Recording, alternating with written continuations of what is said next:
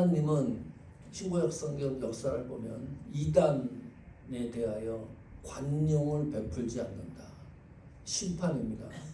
유다서 1장 14절에 있는 이 심판의 메시지, 에녹이 한 거죠. 위경에 포함된 성경입니다. 정경은 아니지만은 그 당시 사람들이 잘 이해하고 있었던 말씀을 유다서의 저자가 유다서에 기록해 놨습니다.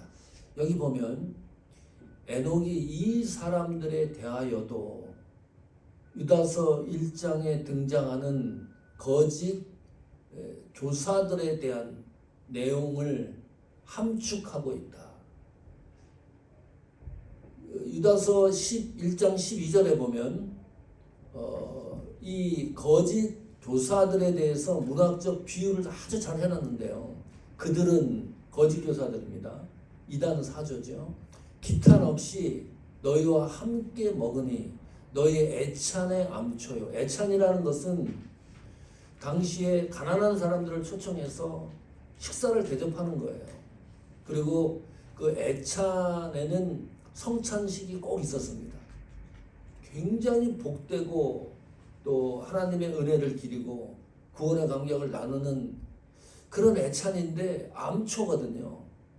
누가? 이 거짓 교사들이 이 암초라고 하는 것은 파괴입니다.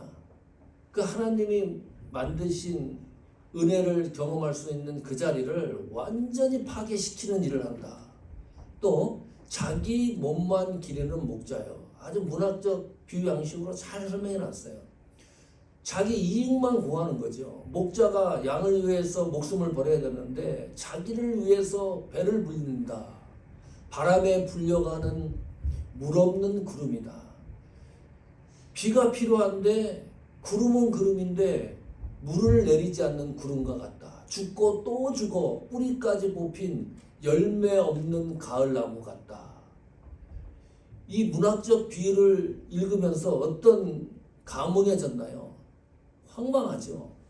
저렇게 인생을 살면 큰일 나겠다. 13절 보시면 1장 13절에는 자기의 수치의 거품을 뿜는 바다에 거친 물결 같다. 아무 쓸데가 없어요.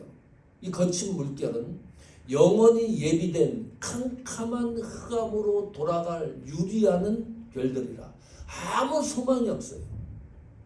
아무 살 길이 없어요. 방법이 없어요.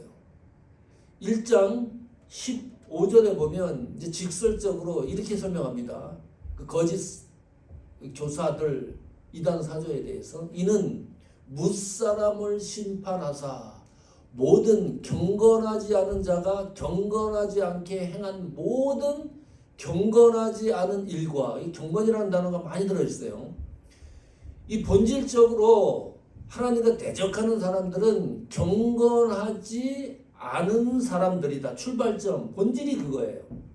경건하지 않은 사람이기 때문에 경건이 나올 수가 없어요. 그래서 모든 경건하지 않은 일, 아무리 애를 써도 경건에 이르지 못한다. 이게 비극적인 겁니다.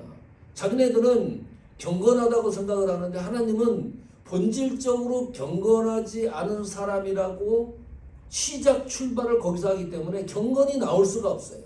그래서 경건하지 않은 일과 또 경건하지 않은 죄인들, 죄인도 죄성을 갖고 있는 것도 본질적으로 벗어나기가 힘든데 경건하지 않은 죄인이라 그랬습니다. 이 사람들이 하는 걸 보십시오. 거슬러 한 모든 완악한 말.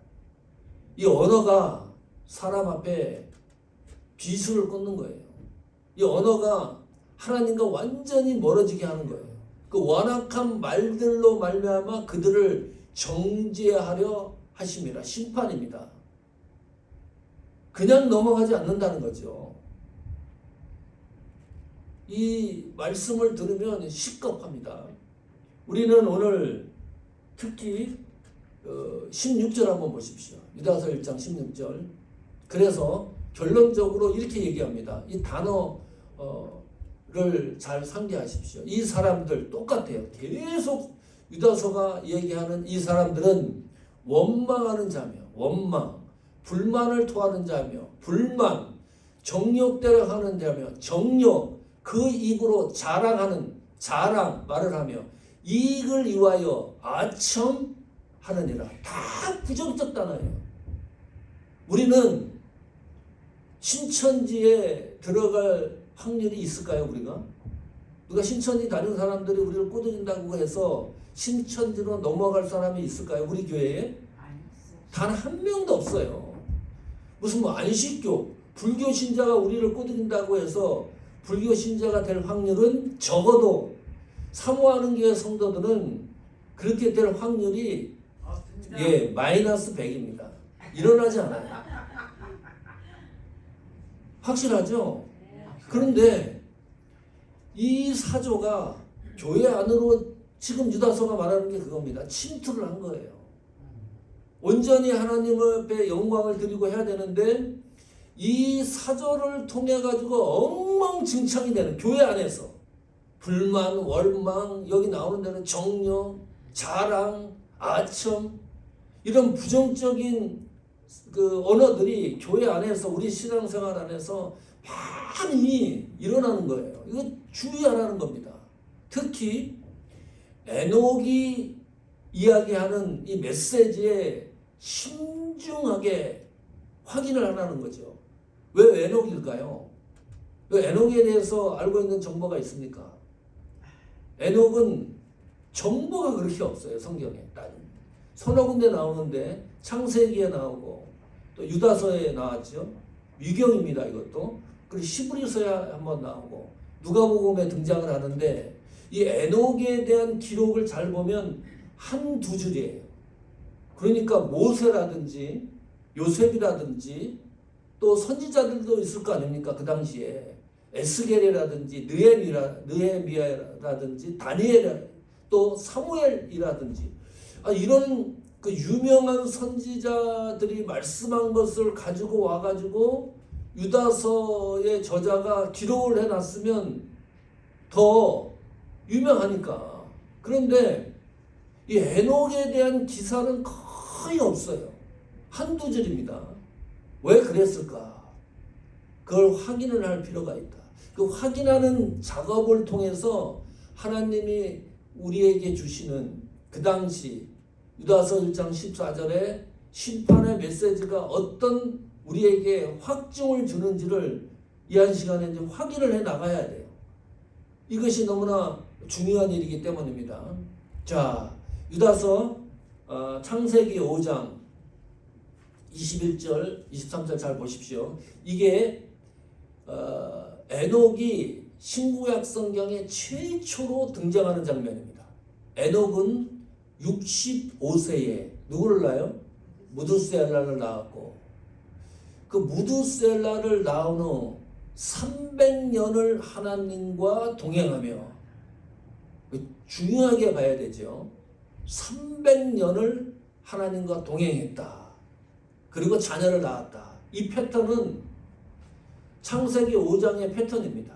누가 A라는 사람이 누구 자녀를 낳고 또 몇 년 동안 살다가 죽었다. 이 기록이 창세기 5장의 아담의 계보를 설명하는 공통적인 패턴이에요. 자, 그런데 23절에 보면 죽었더라가 사라집니다. 그는 365세를 살았더라. 다른 패턴으로 따지면 그는 365세를 살다가 죽었더라. 이 죽었다라고 하는 것이 패턴인데 살았다. 365세를 살았는데 죽어야 되는데 사는 거예요. 24절 보십시오. 에녹이 하나님과 동행하더니 하나님이 그를 데려가심으로 세상에 있지 아니하였더라. 에녹은 하나님이 그냥 데려가셨어요. 죽음을 경험하지 않은 인물입니다. 또 한 사람 있죠. 신구약 성경에서 죽음을 경험하지 않은 사람 누군가요? 엘리야입니다. 딱 두 사람이에요. 너무 부러워. 이 에녹이 도대체 산채로 쌩쌩하게 살아있는데 모든 생각과 감정과 이게 다 있는데 하나님은 어떤 방법으로 에녹을 데려갔을까? 이거 흥분되지 않습니까? 근데 성경에 딱 두 사람만 그걸 경험을 해요. 에녹하고 그리고 엘리야입니다. 여기 보면 다시 아까 전에 왔던 성경으로 되돌아봅시다. 창세기 5장 21절. 여기 보세요. 주목해야 될 게 있습니다. 에녹은 몇 세에 무드셀라를 낳았습니까? 65세에 무드셀라를 낳았다. 신구약 성경에서 가장 오래 산 사람이 누구예요? 무드셀라예요. 몇 살까지 살았을까요? 969세를 살았습니다. 거의 1000년을 살았어. 와, 대단하죠? 에녹은 65세에 무드셀라를 낳고 그 후 300년입니다. 365세에 하나님이 데려갔으니까 300년을 하나님과 동행했다 그랬어요. 그러면 65세 이전에 에녹의 삶은 어땠을까요? 혹자는 이렇게 말합니다. 하나님과 관계없는 삶을 살았다. 그런데 어찌된 일인지 65세 되던 해에 자녀를 낳고 이때부터 하나님과 동행하는 삶을 살았다. 이렇게도 설명을 합니다. 그러나 65세 전에 에녹이 신앙을 가졌는지 여기에 대해서는 성경이 침묵을 하기 때문에 잘 몰라요. 그러나 아주 분명한 게 있습니다. 65세 이전의 삶은 공식적인 에녹의 삶을 기록해 놓은 거예요. 어떻게 살았냐? 하나님과 동행하는 삶을 살았다. 또 하나, 그리고 하나님이 에녹을 데려갔다. 하나님과 동행했다는 게 무슨 뜻인가요? 이게 무슨 말인가요? 하나님과 한 길을 300년 동안 한 번도 이탈하지 아니하고 같이 걸어갔다 이 말이에요. 이 가능한가요? 사람과 만나서 생각과 감정과 이런 태도나 환경이 일치가 돼야 이게 가능한 거죠. 사업 같이 하다가도 헤어지는 사람이 있고, 뭐 죽기 살기로 사랑해서 결혼한 이 부부들도 이혼하는 경우가 있고, 이 300년 동안 하나님과 동행했다는 건 이거는 보통 심각하게 우리가 받아들여요. 하나의 빈틈이 없었다. 하나님과 관계에 있어서, 걸어가는 데 있어서. 이 하나님과 동행, 그래서 연세 드신 분들 있잖아요. 길거리 가다가 손 꼭 붙잡고 노 부부가 걸어가는 거 참 아름답습니다. 무슨 공원이나 이런데 운동하러 나오셔가지고 손 꼭 붙잡고 운동하다가 힘이 들잖아요. 그 벤치에 앉아있는 모습만 봐도 너무 아름다워. 그 자체가 이 동행이라는 것이 아름다운 거예요. 행복한 거고. 이 하나님과 동행했다는 말은 특별히 이런 겁니다.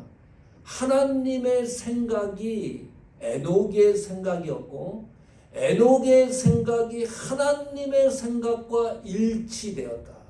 이것이 300년 동안 변하지 않았다. 동일했다는 거예요. 하나님의 판단이 에녹의 판단이었고 에녹의 판단이 하나님의 판단과 일치되었다. 하나님의 계획이 에녹의 계획입니다. 에녹의 계획이 하나님의 계획과 1.1획도 틀리지 않고 동일했다는 거예요. 다시 말하면 사람들이 에녹을 보면 하나님의 마음을 읽게 되었다. 에녹만 보면 아무 이야기를 하지 않는데 에녹과 이야기를 나누다 보면 그 에녹을 통해서 하나님의 사랑을 알게 되었다. 에녹을 통해서 예수 그리스도의 구원의 감격을 느낄 수 있었다. 그런 삶을 살았다는 거예요. 어떤 사람은 교회를 다니는데 A라는 사람은 그 사람만 보면 교회 가기 싫어요. 그 사람이 믿는 예수를 믿기 싫어요. 절대 그 사람 때문에 교회 가기 싫다. 교회가 있는데 그 보면 석가모니를 믿지 그 교회 다니고 싶은 마음이 전혀 없다. 이것은 하나님과 동행한 삶이 전혀 아닙니다. 여기 300년을 하나님과 동행했다는 것은 놀라운 일이에요. 남은 생에 우리 하나님과 동행하는, 빈틈없이 동행하는 이런 길의 여정이 되기를 축원합니다. 이번에 한국 갔었잖아요. 그런데 26일 날 이 주일이었어요. 이때 에피포도 행사를 영천교회에서 책이 또 출판이 됐고 수상할 사람도 있기 때문에 그 26일 날 행사를 했습니다. 그때 강희덕 시인이라고 있습니다. 오래전에 우리 에피포도에 상도 받으신 분이에요. 지금 86세세요. 그 애리조나에 계시다가 이제 한국 가서 생활을 하시는데 작곡가입니다. 이 찬양도 많이 작곡을 했고 오케스트라 이 곡도 작곡을 해서 카네기홀에서도 연주하고 예술의 전당에서도 연주하고 아주 그 특이한 분이에요. 그리고 또 그림을 그립니다. 이 그림값이 얼마나 비싸냐? 이분 작품이 한 1억씩 팔려요. 한국에서. 대작품을 하는데 한국에 가 계시는지를 몰랐는데 최근에 이제 알게 돼서 우리 형님 때 오셔가지고 축사하셔라. 너무 기뻐하죠. 저는 이제 저희하고도 깊은 관계가 있으니까 그 대화 가운데 이 작품 하나를 에피포도에 기증을 하고 싶다. 26일 날 천안에 사시는데 자동차를 손수 운전해 가지고 오겠다. 26일이 됐는데 안 나타나는 거예요. 그 전에 카톡을 보냈는데도 카톡도 읽지 않고 그 기분이 묘한 거야. 아프신가? 이 86세가 되셨으니까. 그리고 아무 소식이 없어. 어찌된 일이냐? 장로님이세요. 장로님 어찌된 일이냐? 몸이 아프신 거냐? 그리고 미국으로 왔어요. 이메일을 체크하는데 거기 보니까 부고 돌아가셨어요. 23일 날 장례까지 다 끝난 부고장이 이메일에 와 있어요. 그것도 그 장례식을 하는 사람들이 보낸 거예요. 뒤져다가 어떻게 제 이메일이 있었나 보죠. 그래서 그때 돌아가신 걸 알게 됐어요. 참 가슴이 허망하더라고. 오신다는 분이 갑자기 이거는 그래도 확인이 된 거잖아요. 확인이 됐어.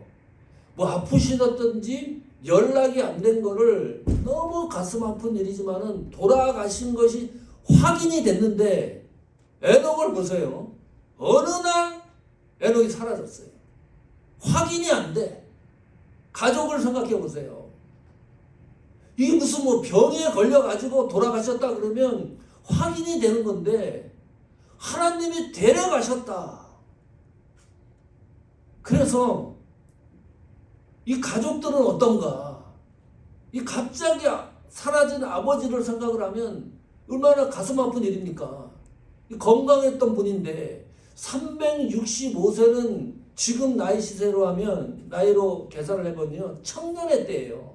900세니까 300년씩만 따져도 300살 청년의 시절 300에서 600세를 갖다가 중년 600세에서 뭐 900세까지를 노년이라 그러면 365세는 청년의 때입니다. 돌아가실 이유가 없어요. 행방불명된 거랑 마찬가지예요. 이 가족들의 반응이 없어요, 성경에. 저는 이게 궁금한데 갑자기 사라진 아버지에 대해서 이 가족들은 어떤 마음을 갖고 있었을까? 아마도 이랬을 거다. 추측하는 겁니다. 에녹이 유다서 1장 14절에 메시지를 증거한 것처럼 하나님과 동행했던 삶을 이 가족들이 두 눈으로 계속 확인을 하는 겁니다. 그리고 하나님이 데려가실 시점에 아마 에녹이 자녀들을 다 모아놓고 이야기하지 않았을까? 그래야 이것이 평온으로 끝나는 거죠. 이 광경이 하나님이 데려가신 것이. 에녹은 300년을 빈틈없이 하나님과 동행했던 사람입니다. 이 하나님과 동행했던 그 에녹이 유다서 1장 14절의 메시지, 심판의 메시지를 남겨놓았기 때문에 더 긴장을 하고 읽어야 된다. 두 번째, 히브리서 11장 5절입니다. 같이 읽어봅니다. 시작. 믿음으로 에녹은 죽음을 보지 않고 옮겨졌으니 하나님이 그를 옮기심으로 다시 보이지 아니하였느니라. 그는 옮겨지기 전에 하나님을 기쁘시게 하는 자라 하는 증거를 받았느니라. 이미 받은 겁니다. 하나님과 동행하는 삶은 이게 일치가 되는 한 문장이 있어요. 그것은 하나님을 기쁘게 하는 삶을 살았다 이겁니다. 하나님을 기쁘게 하는 삶을 사는 사람은 반드시 하나님과 동행하는 사람이에요. 이게 딱딱 맞아떨어지는 거예요. 히브리서 11장 5절은 하나님이 창세기에서는 하나님이 데려가셨다 그랬는데 여기는 뭐라고 표현하죠? 옮겨졌으니. 3번씩이나 반복을 해요. 옮기심으로. 그는 옮겨지기 전에 무엇을 느낍니까? 이것이 성도의 종말입니다. 하나님 자녀 삶의 종말이에요. 부활과 영생을 약속하신 것을 이 성경을 보고 다시 확인되지 않습니까? 우리는 그냥 살다가 죽는 게 아니라 옮겨지는 존재들이다. 하나님을 기쁘게 하는 삶을 에녹은 살았다. 무엇을 가지고 하나님을 기쁘게 했을까요? 히브리서 11장 6절 그 유명한 구절입니다. 그래서 이 구절이 이래서 나오는 거예요. 믿음이 없이는 하나님을 뭐라고요? 기쁘시게 하지 못한다. 단정입니다. 믿음이 없이는 하나님을 기쁘게 할 수 없다. 다른 말로 하면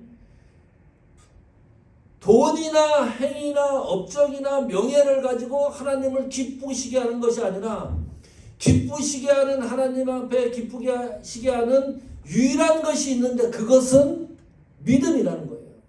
이 믿음이 어떤 믿음입니까? 11장 6절이 그 이후에 이렇게 말하잖아요.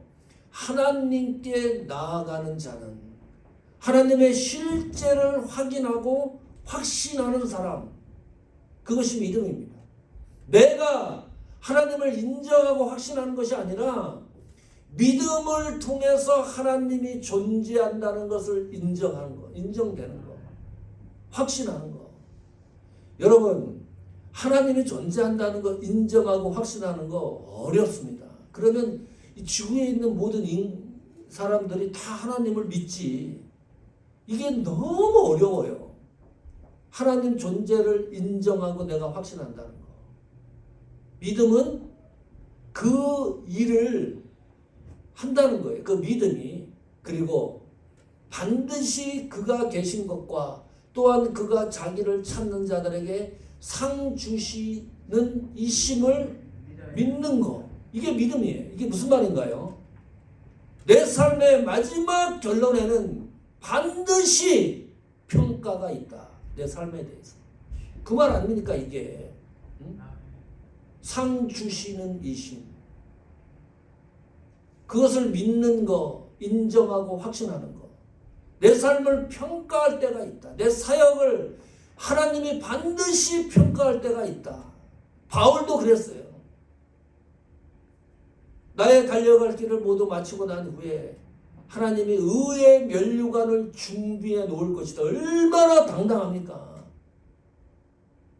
나뿐만 아니라 하나님을 향하는 모든 하나님 자녀들에게 약속하신 것, 그것은 하나님에 의해서 나의 삶이 평가되는 것, 이것이 인정되고 확실해지는 것, 그것이 믿음이 하는 역할입니다. 이 믿음은 누가 주신 거예요? 하나님이 주신 거예요. 세상에서 가장 귀한 겁니다. 여러분, 세상에서 가장 귀한 거는 어디다 보관을 하죠? 집안에다가 돈으로 계산을 하면 수조, 수백조 될 거예요. 금고를 만들어 놓고 거기다 가둬 놓죠.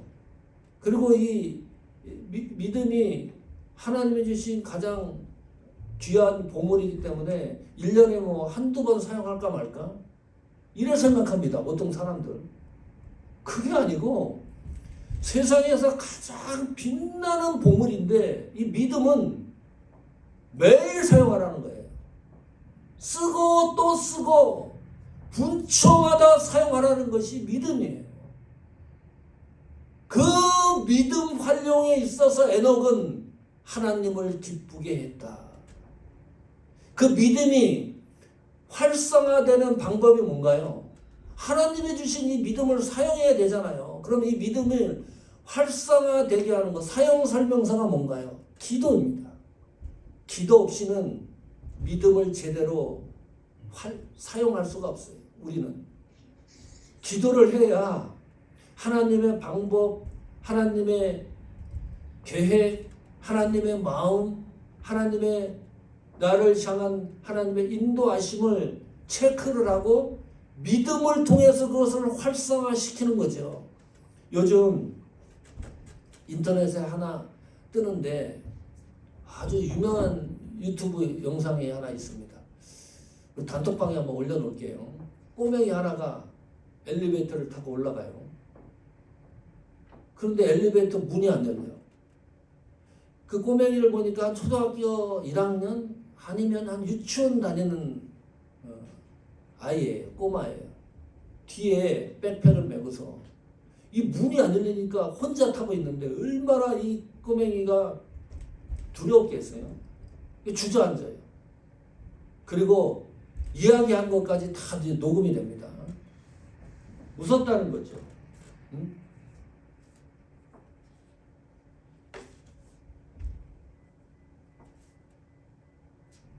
그러나 주님이 이 문 좀 열어 주십시오.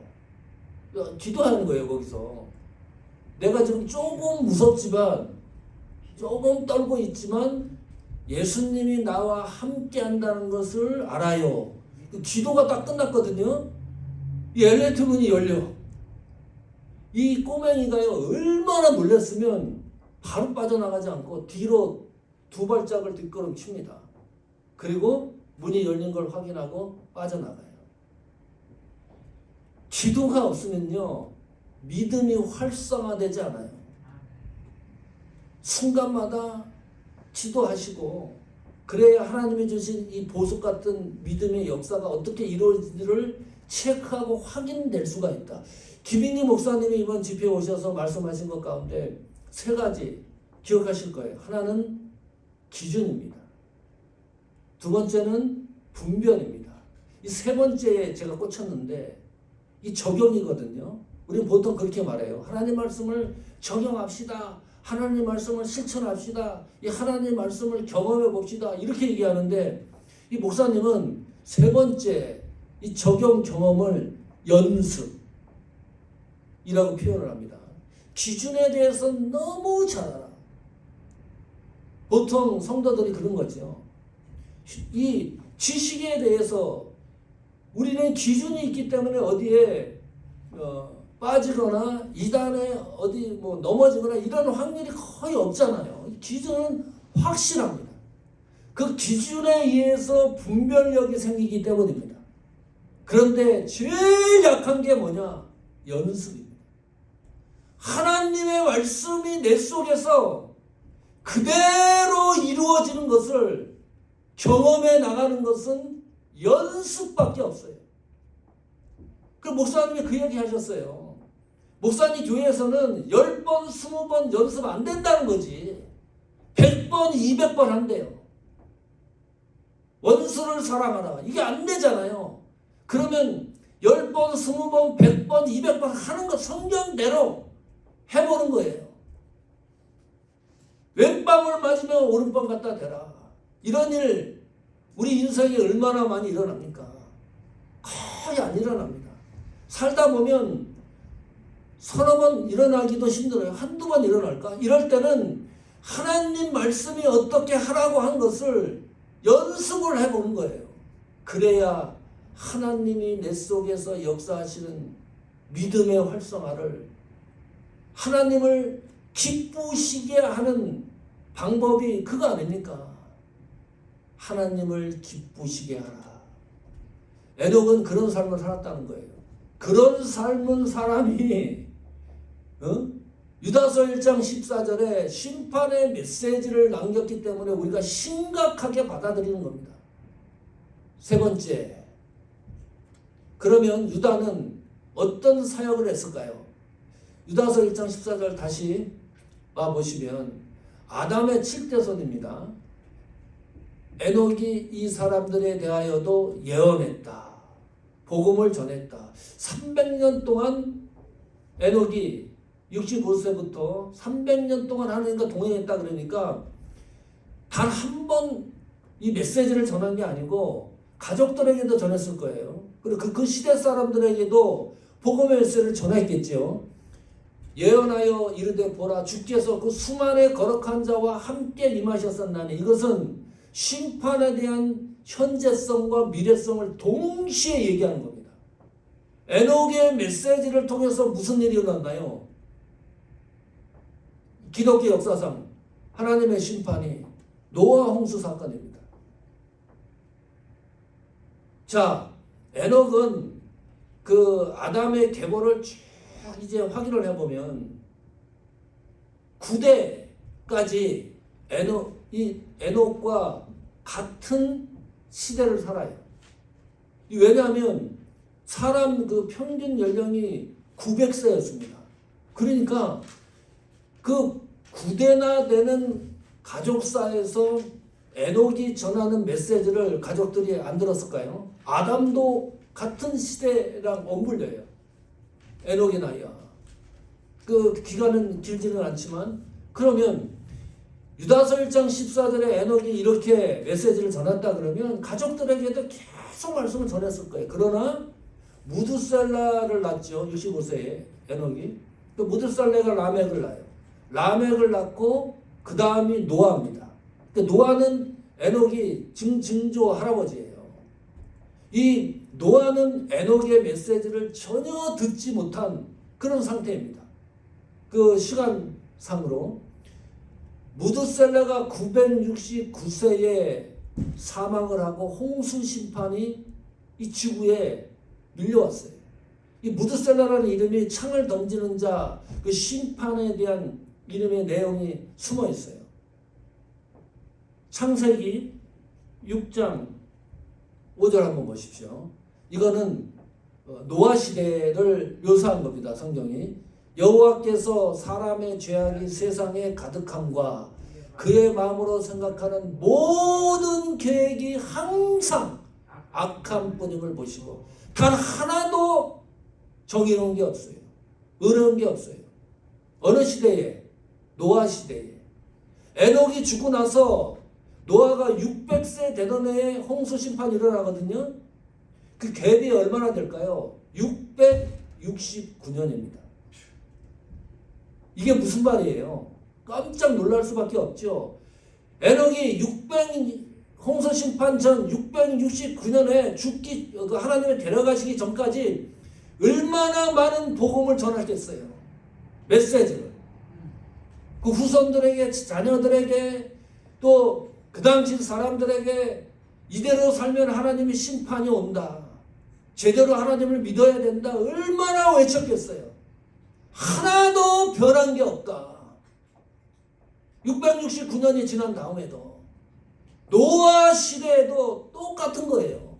에녹 시대에도 변한 게 없고 에녹이 전한 복음을 듣고 메시지를 듣고 변화되고 회개했다는 사람도 없고 어떻게 알아요? 8명만 살잖아요. 땅 위에 사람 지으셨음을 한탄하사 마음에 근심하시고 이게 하나님 마음입니다. 하나님이 무슨 근심하고 한탄 우리가 생각하는 그런 게 아니고 하나님이 오죽 답답했으면 사람들의 감정을 넣어서 표현해 본 거예요. 5절은 너무나 악한 겁니다. 하나도 이 세상을 바라보면서 소망이 없어요. 죄악이 세상에 가득했다. 마음으로 생각한 것까지, 모든 계획까지 인간이 하는 것이 항상입니다. 어떤 틈이 없어요. 모든 것이 다 악했다. 8명은 생존하지 않습니까? 이것이 구원의 희귀성입니다. 하나님 나를 구원하신, 구속하신 이 구원의 사건이 얼마나 특별한지를 가슴으로 느끼셔야 됩니다. 이런 말씀을 보면 하나님이 나를 향한 은혜가 얼마나 깊고 넓은 것인지를 8명만 살린다니까요. 이 상황에서 물로 지구를 쓸어버리고, 이것이 우리를 향한 하나님 은혜의 특별성 아닙니까?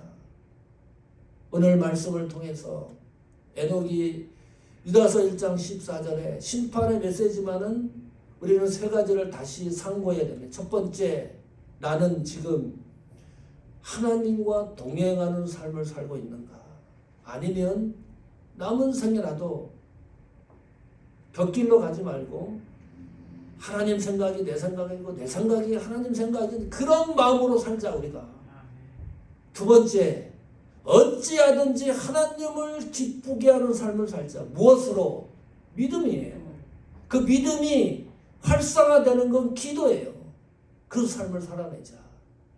세 번째, 8명을 살렸다면 내 삶 속에서 구원의 감격이 식지 않도록, 하나님 은혜가 식어지지 않도록 애를 써보자. 이런 삶이 되기를 축원합니다.